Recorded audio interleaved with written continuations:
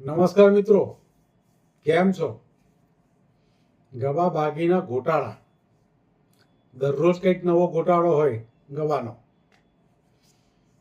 બાગી કહે છે, ગવા આજે ઘરમાં કંઈ શાકભાજી નથી અને તું લેવા જઈશ તો કંઈક ગોટાળો મારીને આવીશ. એના કરતાં આજે આપણે રસોઈ નહીં બનાવીએ, ચાલ આપણે હોટલમાં જમવા જઈએ. ત્યાં સરસ મજાનું જમીશું.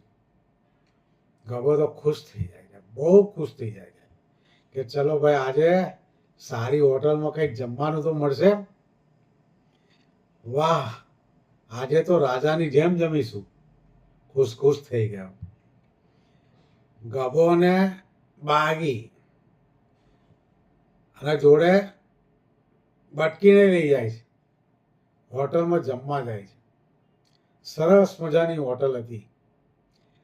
કાઠિયાવાડી અને પંજાબી બંને મળતું હતું. જે જોઈએ તે મળે અને પૂરી ફિક્સ થાળી પણ મળે. સરસ ટેબલ પર બેઠા.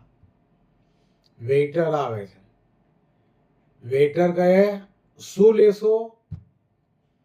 ગભો છે ને મેનુ ઊંધું પકડીને વાંચવા લાગે છે. ગભો કહે છે, એક સ્પેશિયલ થાળી, 2 આઈસ્ક્રીમ અને 4 રોટલી. વેઇટર જાય છે. થોડી વાર પછી પાછો આવે છે અને આઈસ્ક્રીમ 2 લઈને આવે છે. ગભો કહે, અહીં જમવાનું ઊંધું મળે છે કે શું?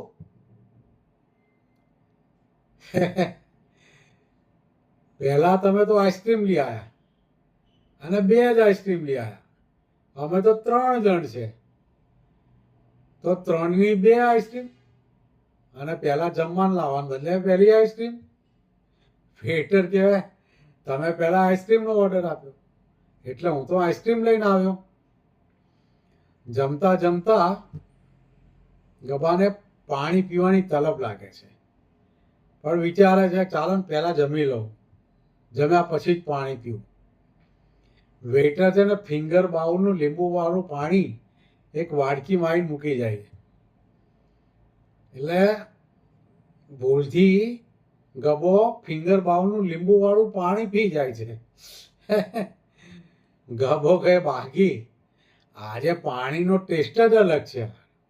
તું તો ટેસ્ટ કરી જો, થોડું ખાટું ખાટું લાગે છે અને ગરમ પણ છે. બાજુના લોકો છે ને હસવા લાગે છે.